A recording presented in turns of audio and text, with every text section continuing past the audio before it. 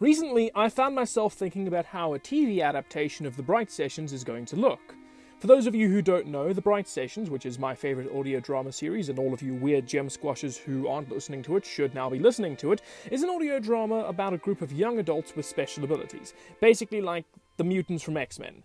But in this story, they're not trying to save the world from evil mutants. Instead, they're focusing on their own interpersonal conflicts, and the story focuses a lot on the regular therapy sessions that they have with Dr. Joan Bright, hence the title of the show. As a result, the series is pretty much entirely made up of people sitting in a room and talking. And whilst the writing and performances are beyond strong enough to hold up the story for an audio drama, it did get me thinking about how a TV adaptation would be shot. Considering that this is a visual medium, it's a bit tougher to do people just sitting in a room and talking.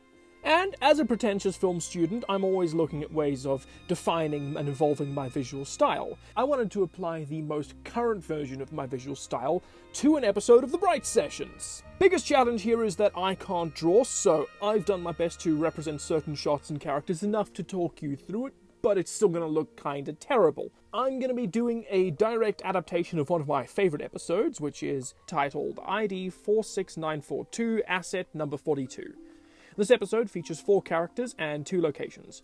Dr. Bright is trying to trick Agent Green into thinking about her brother Mark, who has been held hostage by the agency which Agent Green works for.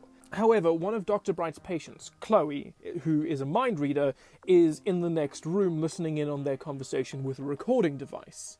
If Dr. Bright gets Agent Green to think about her brother Mark, Chloe will pick it up in his mind, and they'll learn new information that'll help them in freeing Mark from the agency's clutches. Let's begin. We open up with a black screen, sound effects playing. This has 2 reasons. The first is that it pays homage to the original series being in an audio-only format. The second reason is that it ensures we focus on the sounds we hear far more carefully. The primary sound we hear is a clock ticking away. This acts as foreshadowing to the truth behind what happened to Joan's brother Mark, whose mind is trapped in the past. Next, the black is pulled away as Joan opens up her desk drawer. We're looking up at her from within the drawer itself, but our perspective is fuzzy. We can only see parts of her face in the ceiling, as a glass casing is in front of the camera lens. We aren't certain of what this is until a brownish liquid flows over the camera. We are looking at Joan through a bottle of alcohol, probably whiskey. This is a reference and piece of foreshadowing to a later conversation, where Joan admits to a patient that she's been keeping alcohol in her office to cope with particularly stressful meetings that she has with a certain client. This also acts as foreshadowing to Mark's own reliance on drink after the events of Season 3. Whenever Mark is mentioned, we can always pull the camera back through the glass and return to and reinforce this bottle motif. We cut into the waiting room, where we see Agent Green standing in front of the door. I want him to be minimized by the room he's standing in, with plenty of space left open. I want to isolate him. Then he takes a moment. He holds his hand up to the door. He pauses. He lowers his hand. He's not entirely sure that he should knock yet. We can keep this going for as long as we'd like. What's important is that we don't cut into a close-up of his hand knocking on the door or to his face. I want to maintain the awkward tension and the isolation from this shot. And more importantly, I want to keep close-ups to a minimum. Finally, Green gets the courage to knock on the door, and after a moment's pause, Joan opens it, but we can barely see her through the doorway and past Green. We cut to an exact reverse of the previous shot, where Joan is standing in front of her own door, obscuring Green, and minimized by her office as well. But see, Joan is minimized for a different reason. I want Green to feel alone and isolated. By this point in the story, it's been made aware to the audience that Joan and Green used to be in a relationship, but broke up some time ago.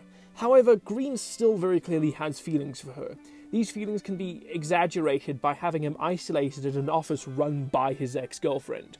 Meanwhile, Joan is being dwarfed by the task that she's taken. She has to free her brother, whose mind is trapped in another time zone and whose body is being held by Agent Green's bosses.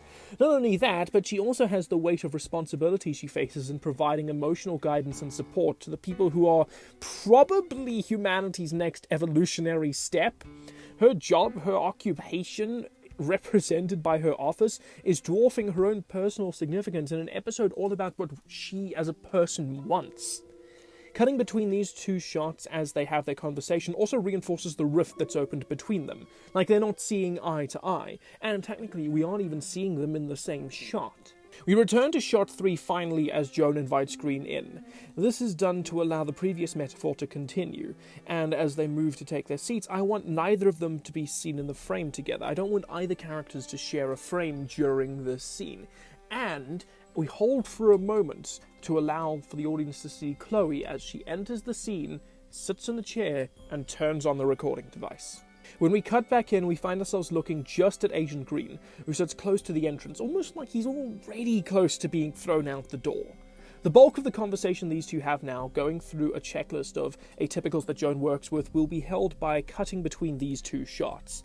These two shots allow us to still have a form of reverse shot for the dialogue, but this still stops characters from sharing a frame.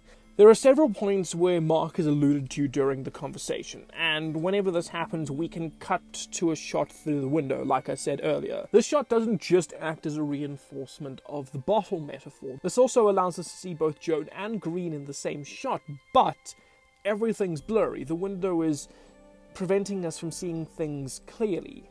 Eventually, the conversation turns aggressive as they begin to argue about Mark. At this point, we switch to these two head-on shots, one for Joan and one for Agent Green. They're only seeing their own points of view here, and so they and only the audience see themselves.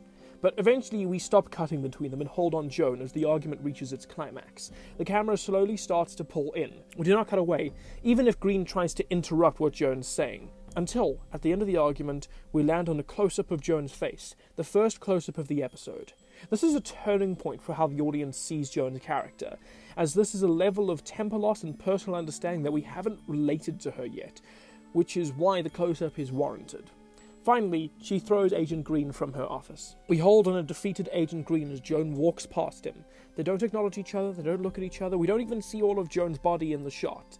Then, Joan opens the door, and then there's this asshole!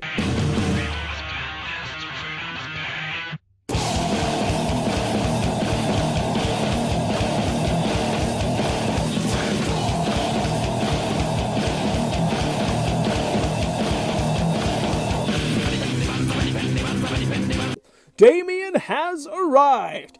This guy is the most difficult of Joan's clients. A mental manipulator with delusions of grandeur, a victim complex, little to no morals, and a big crush on Mark. #Damiarch for life. Woo! We cut to this shot here.